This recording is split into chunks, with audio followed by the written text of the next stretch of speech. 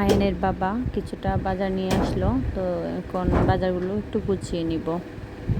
এই তো এখানে লতা নিয়ে আসলো আর করলা নিয়ে আসলো। লতাটা আমার খেতে ভালো লাগে আর করলাটা আয়নের বাবার অনেকটাই ফেভারিট বলতে পারি।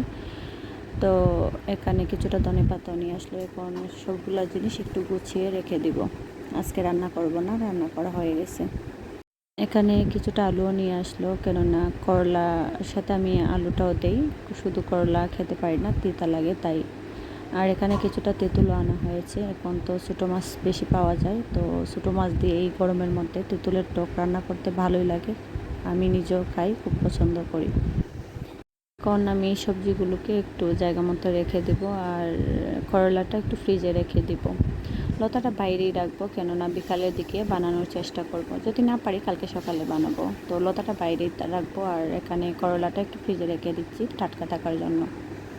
এখানে কিছুটা আমরা নিয়ে আসলো, তো এই আমড়াগুলো আমার ভালো লাগে খেতে।